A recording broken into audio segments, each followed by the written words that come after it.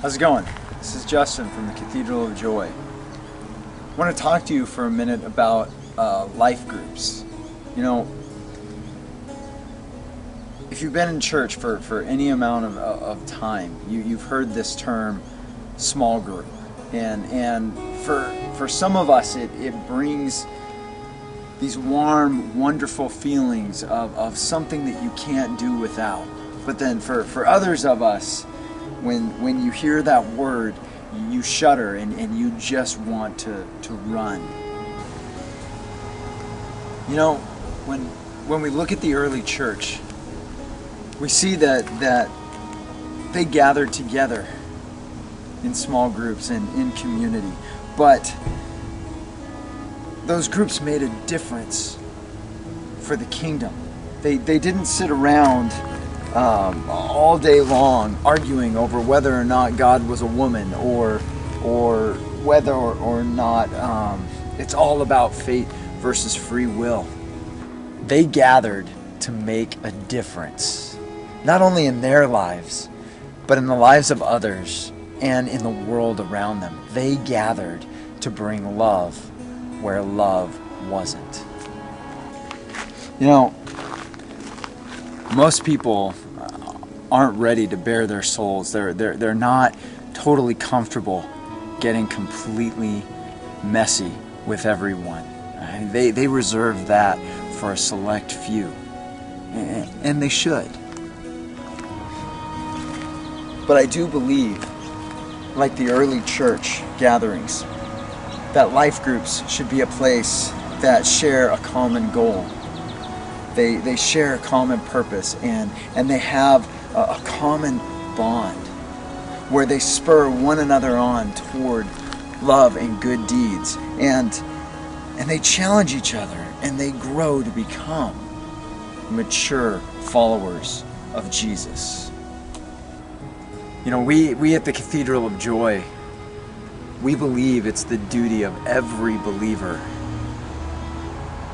to be in community with one another, encouraging and challenging each other to become mature followers of Jesus Christ.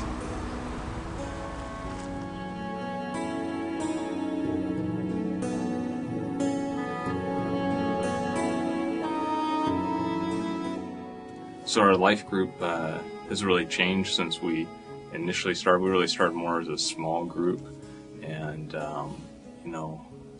about a year ago, we really made the switch in our focus. And one of the things that really changed our dynamics is, we were always focused on young families primarily, and we tried to make it an adult thing as a small group, and more study intense. And we kind of walked away and we said, it's kind of silly. We all have families. It's all crazy. How do we make it so when we get the one night a week, if we get one night a week with a sitter, it's not going to a church activity. It's, going on a date or something like that. So we said, well, let's bring the kids together. And to be honest, a little thing like that was a pretty big shift in overall relationship for our group.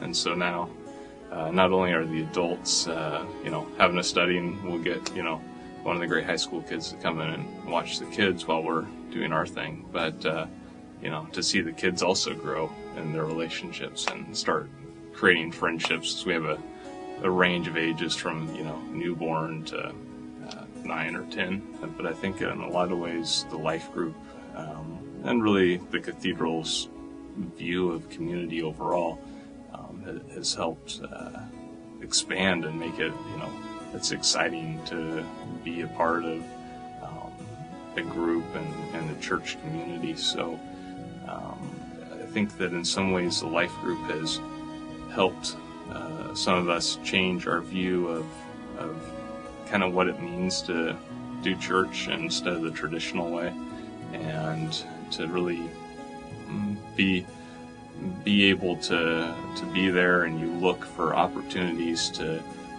reach out to your friends, that it's not just a Sunday pew thing. It's not just the handshake.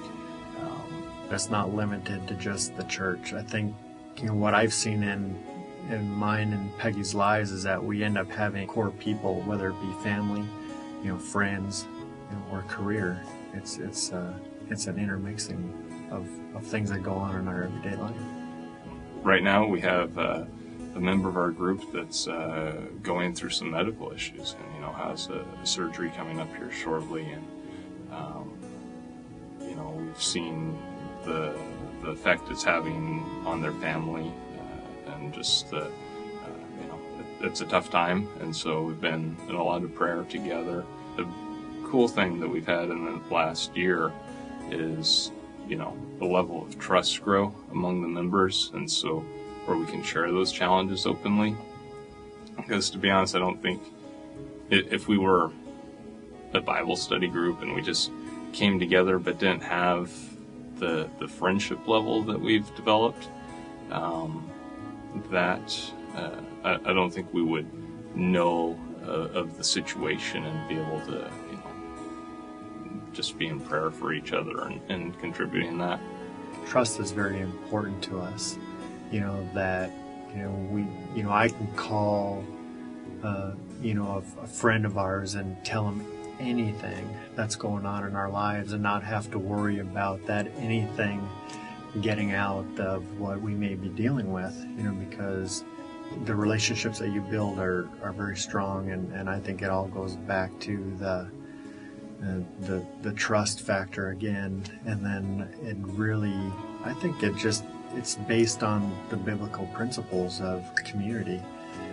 Things that you would assume that you were completely alone in your life experience, and some really not fun things, somebody else at the table right there had that exact same experience, and that was mutual across several different experiences. And so it was really a God thing. I thought that we're right there at the table with somebody that's had that same experience. We're now doing life together and sharing, and that just was a real cool experience.